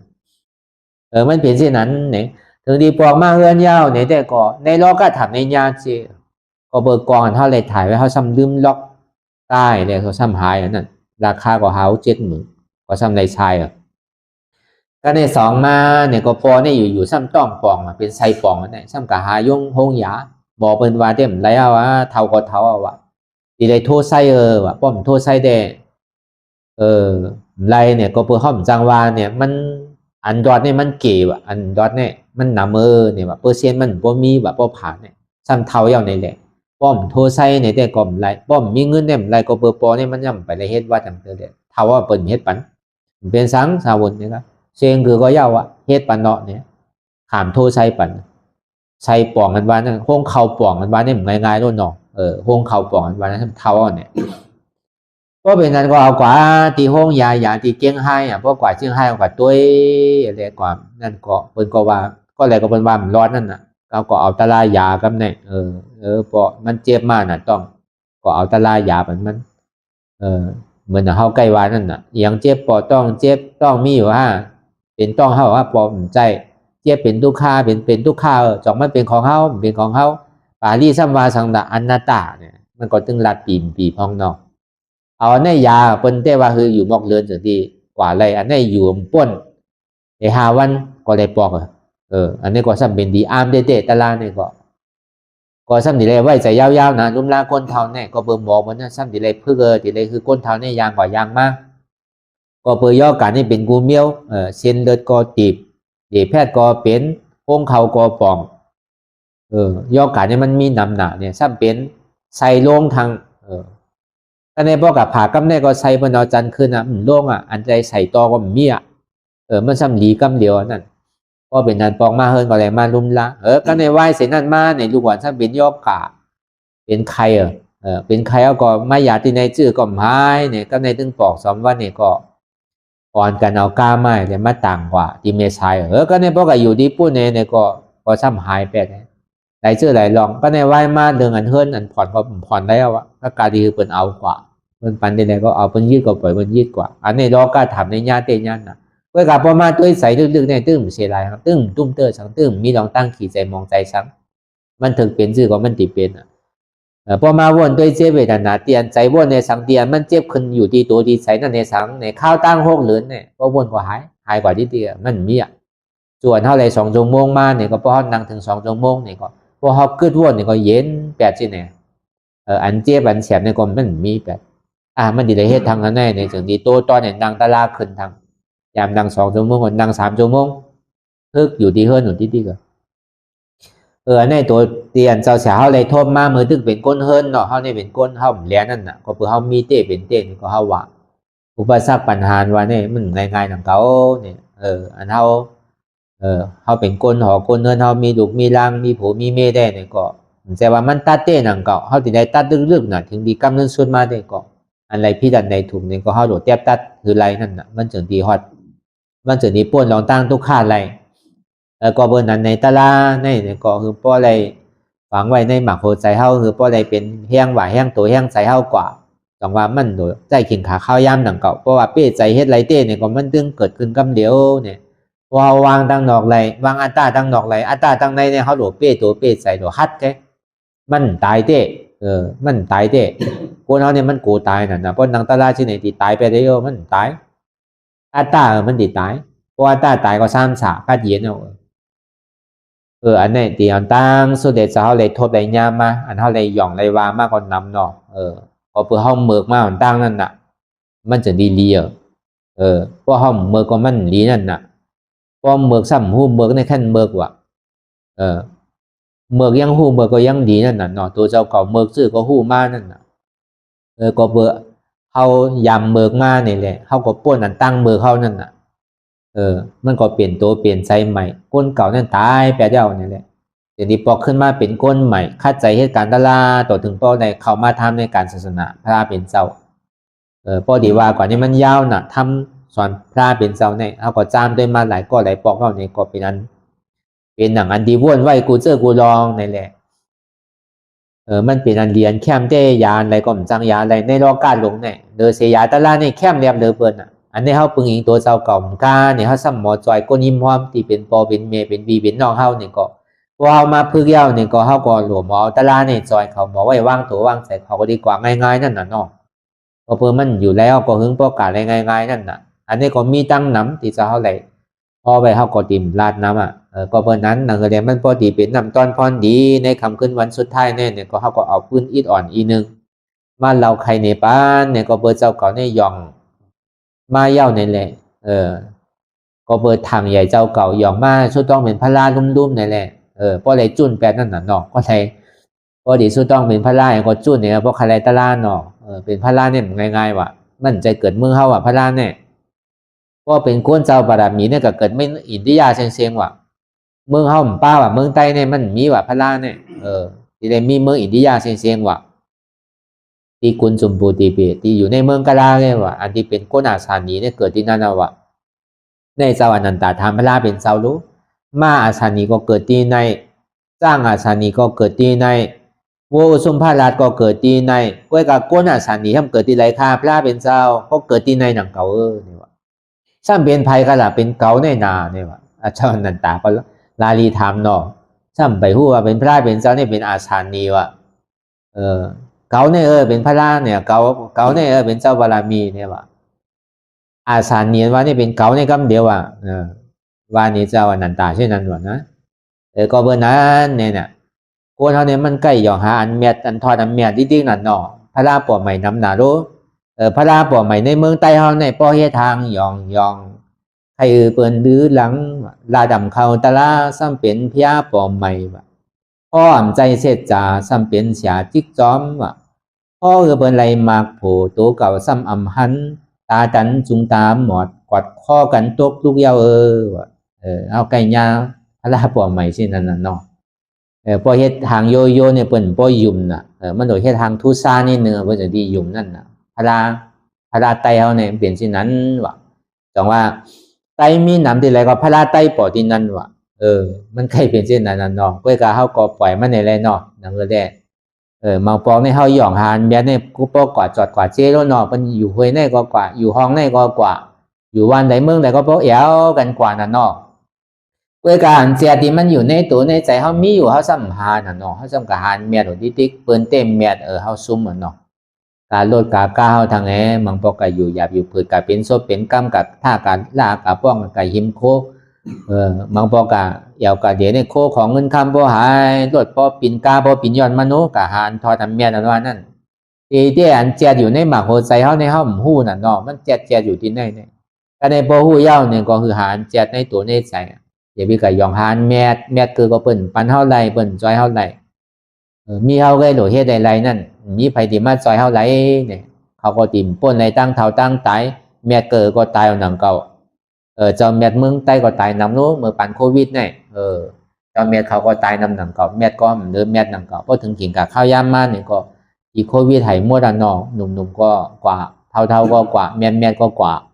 มันไหวไผรู้แมดเกิดก็มันเมียดแล้วน่ะเนาะกว่ามั่วเดากัดกาแลเฮาก็ยังข้างเลยปองมาเฮาไรน้ำเมียดอยู่เนาะอันนั้นเต็มเมียดกว่าเอาซุมาเมียดเต็มหัวด้วยการมือเดียวเฮายังตึกข้างอยู่แน่ปองวันน้ำเมียดเฮามีอยู่กัดกาแลไปตายพอเฮาตายก็เฮาติ่มเลยมายากันติ่มเลยมาจ้างตึกกำตรากันมือเดียวเฮาใครดูก็ห้อมไรดูเฮาใครเอาชิ้นก็ไรเอาชิ้นเฮาใครเฮ็ดการตลาก็เย้าไรเฮ็ดก็เพื่อเฮายังหลอดมาไรเนี่ยหวังว่าเฮาไรน้ำเมียดอยู่เฮาเป็นเจ้าเมียดก็เฮาไรน้ำเมียดอยู่กัดกาเลยเฮาตายก่อนเนี่ยเย้ามีจังเฮ็ดเสือพอตายก็เย้าน่ะเนาะก็เบอร์นั้นในเฮาก็แจกเย้าคือมันพอแจกทางก็เบอร์นั้นในคำขึ้นวันเหมือนในนี่พอที่ฮอก็มันดียาวที่เตียนเนาะสุราษฎร์ถิงใครมาแห้งไว้เหมือนในเนาะก็เบอร์ตะกาวเขาก็สมันนั่งตะลากันนำไว้โยตะการในวันในเวียงก็ทำมันนำไว้โยย้อนเบอร์นั้นในสุราษฎร์ถิงก็ใครแห้งไว้มันใครกว่าที่เดียวของตลาเนี่ยพอห้อยถึงมึงแดงก่อมไปเย้าคนถอมในดีตายเจ็บหน้าอกพอดีแตกเนาะมันก็ต้องเจ็บใส่พอดีแล้วเนาะ ด้วยการจังเฮ็ดถือเนาะเอาตะลาเขาเข้าใจแลเป็นน้ำยาอมตะแปดคือเอาตะลายาแปดเนาะต้องเจ็บต้องมี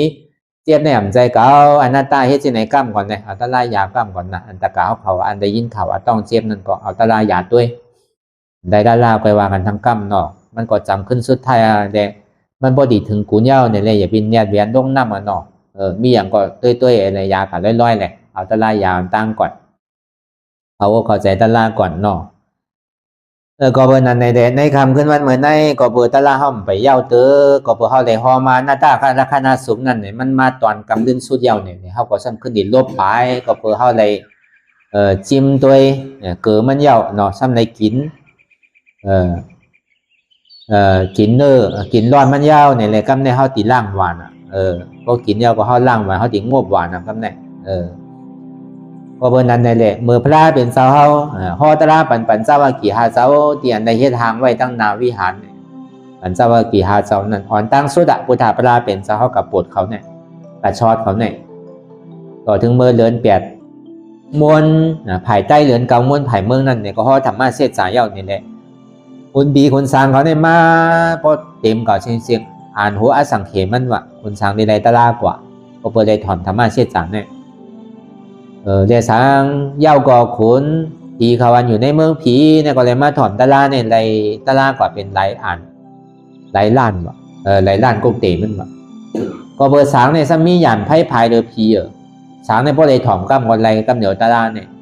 ผีเนี่ยซ้ำใครนึกเหลือช้างก็เบอร์นั้นเลยผีเนี่ยไรเกเหลือช้างวะตะลาเนี่ยด้วยการเกเหลือตะลาเกเหลือผีสางเป็นไพ่เนี่ยห้ามเป็นโกนวะอันไรตะลาเลยเป็นซอดาป่าเนี่ยมีเจ้ากรัญญาปาเหลียวเลยเจ้าอันสีป้าเนี่ยย่ำไปไล่เติมเหมือนอย่างเจ้าว่าป้าเจ้าพัทยาเจ้ามหานามเจ้าอัศจีเนี่ยย่ำไปไล่ตลาเตอเนี่ยพระเป็นเจ้าฮอตลาธรรมะเสดจะอันดิมาในตอนโกรัญโยกาโกรัญโยพัติโยวาโพมหานาโมซาซาจิเอเตปัญจมหาเทระปัญจวากีติวุจาเลติธรรมะจักรปวัตนาสุตังนิธิตังนั่นน่ะพระเป็นเจ้าฮอเลยเจ้ากรัญญาเมื่อก่อหันเหมือนหนังเกาหันเนาะเมื่อก่อหันเหมือนหนังเขาหันเนาะตัวรู้ว่าป้าเขาตัวรู้พัทยาเขาตัวรู้มหานามอาชาจีเขาเจ้ากรัญญาในหันเยาตะลาหันเยาตัวแรงปองว่าที่นั้นว่าในธรรมจักรปวัตนาสุดนั่น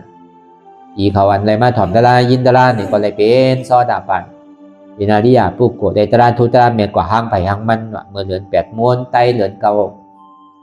มวลไผ่เมืองเนี่ยเขาติเรียกว่าตึงเดินเก่าสองเก่าเนาะก็เพื่อเขาก็ห่อไตเขาก็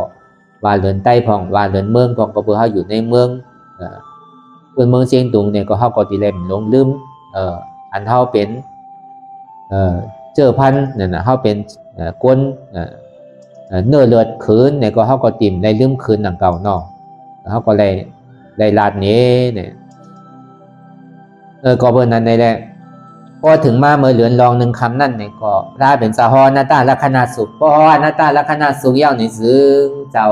กรัญญานั้นต้องเป็นยาหันต่างกว่าเจ้าว่าปามต้องเป็นซอดาปานกว่าพอมาฮอทำขึ้นเดินลองสองคำนั่นไหนเจ้าว่าป้าต้องเป็นยาหันต่างเจ้าพัทยาต้องเป็นซอดาปานพอขึ้นทนสามนั่นเจ้าพัทยาต้องเป็นยาหันต่างเจ้ามหานามต้องเป็นซอดาปานขึ้นที่สีนั่นเนี่ยก็มาฮอนาตาลักษณะสุขนั่นไหนเจ้ามหานามนั่นซ้ำต้องเป็นยาหันต่างเจ้าอาซาเจียมต้องเป็นซอดาปาดมือคำขึ้นบนมันก็ได้ถึงมาคำขึ้นวันเหมือนในคำขึ้นกำเนิดสุดในก่อไปได้เป็นเจ้าฮอนาตาลักษณะสุขวาเลยลองตั้งหลูป้าขันตาอนัตตาวิญญาณขันตาอนัตตาเวทนาขันตาอนัตตาสัญญาขันตาอนัตตาใจหันเป็นยุบใจหู้เป็นวิญญาณใจห้าเป็นเวทนาใจต้องเป็นสัญญาใจเดียนเรียงลายค่ายกว่านั่นเป็นสังขาราเนี่ยบอกว่าเช่นไหนบอกว่าขันธาเปิงเนี่ยก็เปิงเขามีดองตั้งอยู่พิษเปิงว่าเป็นมันกึมเป็นทุกขะเป็นสุขะเป็นอัตตาถามว่ามันกึมเต้เป็นสุขะเต้เป็นอัตตาเต้ให้อย่างมันสัมดีเรียกลายค่ายกว่าให้อย่างตีเท่าดีเป็นถามว่ามันเป็นสุขะเต้ให้ดีมีดองตั้งขี่ใจมองใจเต้ถามว่ามันเป็นอัตตาเต้ให้อย่างผู้เปิงไรย้อนเปิงว่ามันมันกึมเนี่ยนะเรียกลายค่ายอยู่ที่ก็เปิงนั้นเนี่ยเป็นทุกขะก็เปิงผู้เปิงพองงำไรเลยมันเป็นอนัตตานั่นย้อนเปิงนั้นเนี่ยมันเป็นอนัตตาดีเจมันสองว่าอนัตตาและขณะสุขวันนั้นเกี่ยวเลยลองขันธาเปิงเป็นอนัตตาพอดีว่าเจทำดังเสียเนี่ยเป็นอนัตตาเอกก็ทำมองอนัตตาต่อทำในอันหนึ่งอันเดียวมีอนัตตา ทำเนี่ยมีอนัตตาตัวเดียวเนี่ยแต่ในวัยเสพราเป็นเจ้าพ่อในสังขารหน้าขันธาสังขารมีสองอันสังขารไปวนสืบวนอันนี้เอาจับอ่อนวนนั่นมีเมื่อยาวเมื่อชุดเมื่อเชนก็เปิดมีอาวิชาจนนี้มีสังขารก็เปิดทำมีอ่ำหันและทำใจอ่ำผู้ในจนที่เป็นสังขารก็เปิดอาวิชาเกิดแล้วสังขารจนที่เกิดนั่นอันนี้สังขารไปวนอันหนึ่งวนลองไตลองเนื้อวนลองอันในอันนาตั้งหลังตั้งนาวนเราเรียกสุนทานกว่าอันหนึ่งยาวสืบอันหนึ่งวนกว่ามีเมื่อยาวเมื่อชุดเมื่อเชนอันนี้สังขารไปวนก็ในสังขารไปในปรมาเต้ในซึ่งเดี๋ยวมันเจ็บแกนต้องตอนนี้สารนี้มันเปลี่ยนอยู่เพราะเขาอยากตัวลูกกว่าอยากตัวลูกกว่าอันเจ็บแกนต้องตอนนี้สารเพราะอยากตัวลูกกว่าอันไม่กัดเพราะอยากตัวลูกกว่าอันนักวอนแขนเพราะอยากตัวลูกกว่าใช่ไหมอันนี้เป็นสังขารในปรมามันยังตึงเป็นทุกข่าวนั่นมันก็หู้จะมาทางเป็นนิพพานไปใจนะเพราะว่ายังตึงมีอันนี้ซ่าอยู่นี่มันไปไรเป็นนิพพานมันไปทมยาตลาดเถอะตึงเป็นเวทนาลูกไงว่ามันรู้สินะในเขายามรู้มาเขายามอยากให้รู้มาได้เป็นไงเวลามันยังอยู่ในสังขารวะนั่นมันยังตึงเป็นสังขารแต่ว่าสัพเพสังขาราอันนี้จ่าสังขารตัวนั้นก็ยังตึงมันกึมอยู่สัพเพสังขาราทุกขาย้อนเบอร์อ่ำมันกึมยังตึงที่มีทุกขาอยู่สัพเพสังขาราหน้าตาสังขารในอ่ำอุปเปิงไรเป็นอนัตตาอ๋อเตียนมันเป็นลู่แหลกแหลกค่ายกว่ามันเจี๊ยบอะไรยากหายกว่ามันแก้ไหนยากหายกว่าใช่ไหมเวลามือมันยังตึกเปลี่ยนอยู่หายอยู่นั่นมันดิมีอารามนาสองเปิงต่อมานาซาเวทนาในซ้อมานาซาเวทนาอุเบกขามันมีก็ในที่ใดไว้วางใส่ซื่อในสังขารเตียนมันวนอยู่ก็มันใจเก่าสังขารตัวไหนก็มันเป็นอนัตตาสังขารเตียนมันในอยู่ในยุคนายุคทานหนำทาที่มันมีลองตั้งสืบเป็นสืบลู่อันเจ็บแก้นต้องต่อเนี่ยชันเกิดขึ้นตั้งอยู่ลู่กว่าอันไม่อันกัดอันหนูนั้นหนาวเกิดขึ้นตั้งอยู่เย่าลูกกว่าอันนักอันเบาอันแข็งนั้นเกิดขึ้นตั้งอยู่เย่าก็ลูกกว่าอันจึงหยอดจับยายเป็นดูในเกิดขึ้นตั้งอยู่เย่าก็ลูกกว่าอันในก่อมใจเก่าสังขารตัวในเป็นอนัตตาพอปองใจแรงใส่ที่นั้นเย่านี่ก็เจ้ามาอาสัจจีนั่นนี่ก็ต้องเป็นยาหันต่างกว่าเกินกล้ามเหลียวกัน3 มาก 3 โผก็เปิดเป็นซอดาปัดไร1 มากไร1 โผเย่าในแหละคืนถอมดาราจ้างดาราจอมเนี่ยก็เป็นสัตการมีมรรคสัตการมีโพอนาการมีมรรคอนาการมีโพอาราธามรรคอาราธาโพต้องเป็นยาหันต่างกว่าเมื่อคำขึ้นเดิน8 ลอง5 คำเดินเกาลอง5 คำผ่ายเมืองเจ้ายาหันต่างนี่ป้องเกิดขึ้นมาในโลกโลกาลงในหาสู่เมื่อดังปัญเจ้าว่ากี่หาเจ้าอันไหนดีกว่าดีมาลองอนัตตลักษณะสุขนั่นนี่ก็เบอร์มันเปลี่ยนเบอร์งานที่เขาเลยสอนอยู่ในเลยเขาก็มันเราลัดในการกุฏิในก็เขามันเราคือเขาโป้หูป่องแสงแรงใสก็เบอร์มันก็ติ่มป้อในถ่อมในยินและคนใหม่ก็ยังนำหนูในเลยเขาก็เอาลองตั้งตื้อตั้งลองตั้งอนัตตลักษณะสุขนั่นเนี่ยมาตอกใครในกันคือเขาป้อในถ่อมในยินนี่แหละถึงตีหูตีกว่าตีมามันเต้มันลูกตีไหลมาไผ่สมอมาตีไหลถุนเอาห้างกล้วยเนี่ยตีติ่มในวานั่นน่ะเนาะก็เปิดพระราเป็นเจ้าเป็นเปิงพระราเป็นเจ้านั่นนะอนัตตานั่นมันใจเป็นเปิงภายหนังเก่าพระราเป็นเจ้าวางไว้กำเดียวเนี่ยก็เปิดหันถึงว่าตั้งนามาเนี่ยพอก็ไหลหันซาพออนัตตาเนี่ยโกนในตีไหลตลาน้ำว่าก็เปิดกาปันพอยามเดี๋ยวนี้มันเป็นกาปันที่อันเป็นซอกหาวิปัสสนากาปันเป็นไข่ป้นลองตั้งทุกข้าเต้เนี่ยแหละมันไม่ยากกาเขามือเหลียวเย้าเนี่ยพอเขาคัดใส่โจซานนี่ก็เขาก็ดีป้นหนังเก่าตัวห้าท่าทันหันตายมี2 ตายก้นตายเป็นเทวราอัตตาตายเป็นอริยะภัยตายก็ติ่มซุ้มอย่างนี้จริงอย่างที่กอดติดกันเลยไรละถ้าการอะไรก่อยไปตายไปเด้อที่เดชานวันนั้นก็ฮัดคัดใจเลยให้ถึงมันก็ไหลเต้ในซึ้งมันหลอดมันห้ามหนังเก่าที่ในทั่วในย่านหนังเก่าวันหนึ่งก็วันหนึ่งเดือนหนึ่งก็เดือนวงหนึ่งก็วงหนึ่งเดือนหนึ่งก็เดือนหนึ่งปีหนึ่งก็ปีหนึ่งในนาสีนาในตั้งที่ไรมันวันนาเลือนนาปีนาจัดนาก็ห้อมหลงลืมอนัตตาก็หลงลืมได้ก่อมอามาขามนังเก่ามันดีปอกขึ้นตั้งหลังตั้งนาเด่มกว่าปอกขึ้นตั้งหลังก็เบอร์หักโตโกไตคือว่าเป็นโกเกาขาเกามือเกาโตเกาใจเกาเจ็บเกาเนี่ยอันนั้นนะมันดีกว่าเขาลงตั้งใจอเปชีผมเนี่ยเป็นเตียนอยู่มันก็เมื่อไรเดี๋ยวเขาหมอว่างแล้วเนี่ยก็เป็นก้อนกว่าตั้งนาอ่ำปอกขึ้นตั้งหลังเนี่ยแค่มันนะว่าเป็นนั้นมากเนาะก็วันนั้นแหละนางเขาก็ถึงดีจิ้มเก๋อถึงดีกินร้อนถึงดีล่างหวานเพราะเขาก็หลงโง่หวานไว้กันเนี่ยก็วันนั้นในสมาธิที่ยันหันอยู่ปีพลาเป็นเจ้าพ่อเนี่ยก็เพื่อเอาลองตั้งสมาธิที่สมาสังกัปปะพาจอมอนัตตาเนี่ยเอาธรรมจักรปวัตตะ ในอริยมรรค8เปิงนั้นมาผ่าซ้อมมาคือซ้อมอนัตตาลักษณะสุขเลยเหตุการณ์ซ้อมกันในเรื่องมันจะดีปอกเกิดขึ้นเป็นมาตัดเป็นอัตตาที่วิจิกิจสารในกิเลส30ตัวในก้อย8เสียงในตกเป็นยาหันตากว่าเสียงตอนนี้มาลบไปว่าสัพเพสังขาระอนิจจาสัพเพสังขาระทุกขาสัพเพสังขาระอนัตตาสังขารทั้งหมดทั้งสิ่งว่าสังขารในตัวเองสังขารในสัจจวราทั้งหมดทั้งสิ่งใน3ชีวิตคงในอัมบันคือสัพเพสังขารทุกขาก็เป็นสังขารทั้งหมดทั้งสิ่งในกามาทุกขติกามาดูปากามาตัณหาดูปาตัณหาอรูปาตัณหานั้นก็เป็นสังขารทั้งสิ่งในเป็นทุกขาเสียงสังขารในตัวนี่ก็เป็นทุกขาเสียงสัพเพสังขารทุกขาสัพเพสังขารานัตตาสังขารทั้งหมดทั้งสิ่งนี้ผู้เปิ่งพองงามมันไหลเป็นสภาวะของอนัตตาเกิดขึ้นตั้งอยู่ย่อก็รู้ว่ามีภัยอยู่มันกึมมีภัยเป็นนิจจาสันติโสขามัตตาทานไหนหรือสิว่าเป็นอนิจจาทุกขานัตตาเสียงตัวนี่ก็เหมือนนั้นเขาเนี่ยสังขารนี่มันเป็นอนัตตาอยากลายไข่เป็นอยู่ในเป็นอนัตตามันกึมเป็นเฉพาะอนัตตาสัพเพธรรมานาตาทำดังสิ้นนี่โลเอาน้ำเอาดียำเอาดีปอดยำปอดเป็นสังเป็นอนัตตาโลวนอย่างน้ำใจเก่านั่นกุ้ยเนี่ยมาดีตัวก็ใจตัวเก่ามาดีใจใจเก่ามาดีเจ็บก็ใจเจ็บเก่าวนลองเปิ้นก็มีเปิ้นวนลองเขาก็มีเขาวนลองเฮาก็มีเฮาวนลองเก่าก็มีเก่าอันเนี้ยดียำโลเอาอย่างน้ำโลก็เอาเป็น45 46วนเอาอันหนึ่งอันเดียวก็ปล่อยเอาอนัตตาวิปัสสนาตัวเดียวก็ปล่อยเอาเพราะมันเป็นจิกเป็นจอมเป็นยอดเนี่ยก็ออกคือไรเนี่ยอันนี้ก็เอาญาณปียาววนดีวนยาวข้าวยามหืออย่าไปว่าไพ่น่ะอย่าไปว่าเทิงป้นน่ะเตียนเฮาหันเตียนเฮาวนเตียนเฮาวนเฮาหันนั่นหนึ่งพอเพียงกันกว่าวนต่อถึงเจ็บนั่นก็สุดวนต่อถึงทุกข้านั่นก็สุดถ้าต่อถึงอาตานั่นพอตกพุทธขาดกว่าในที่มันพุทธบอกเกิดเป็นเปลี่ยนมานั่นเองก็คือเอาพอหมอวนวางแจบตัดเป็นอนัตตาสัพพอไหน